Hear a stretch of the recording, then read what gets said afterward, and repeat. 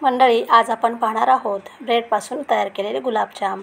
हे अतिशय टेस्टी लागतात। एकदा या पद्धतीने नक्की ट्राय करा, खूप भारी लागतात आणि दिसतात कसे छान बघा। आपण मार्केटमधून गिट्सचं गुलाबजामचं पॉकेट आणतो, तसेच सेम लागतात। एकदा करून तर पहा।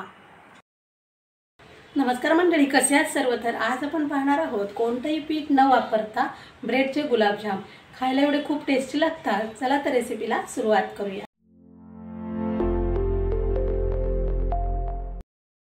इथे 7 ते 8 ब्रेड स्लाइस घेतलेले आहेत।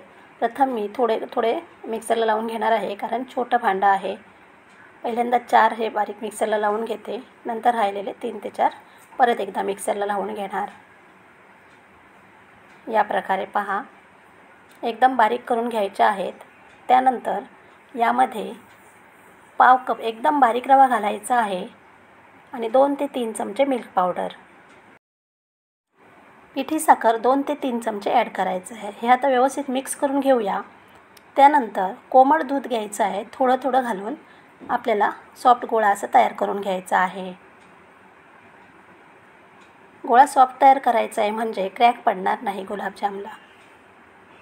हे गुलाबजाम तयार करायला खूप सोपे आहेत आणि कमीत कमी वेळेमध्ये झटपट होतात। आता हे 10 मिनिटं ठेवून देऊया। तोपर्यंत आपण पाक तयार करून घेऊया।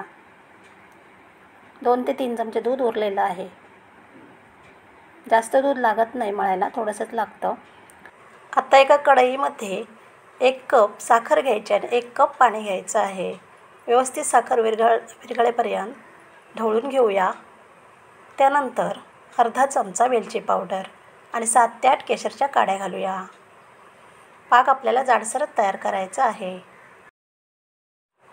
5 ते 6 मिनिटं लो टू मीडियम फ्लेमवर उकळायला द्यायचा आहे। हा पाक आता थंड करत ठेवलेला आहे। परत एकदा 5 ते 6 मिनिटं मळून घेऊया, म्हणजे गुलाबजामला क्रॅक पडणार नाही।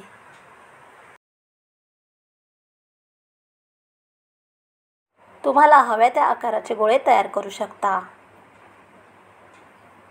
मंडळी, अशाच नवीन छान रेसिपीसाठी चॅनलला नवीन असाल तर सबस्क्राईब करून बाजूला बेल आयकॉन क्लिक करा।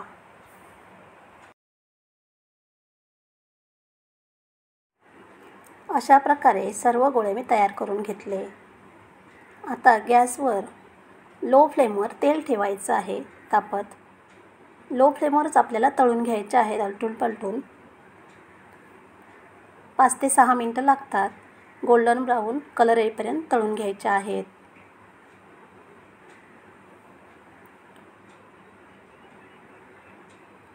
आता हे तळले गेलेत, ते आपण काढून घेऊया। कलर खूप छान आलाय बघा।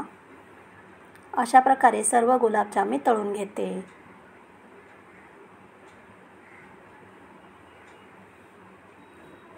थंड पाकामध्ये गरम गुलाबजाम सोडायचे आहेत। पाक थंड असलं पाहिजे आणि आता गरम गुलाबजाम आपण त्यामध्ये सोडूया।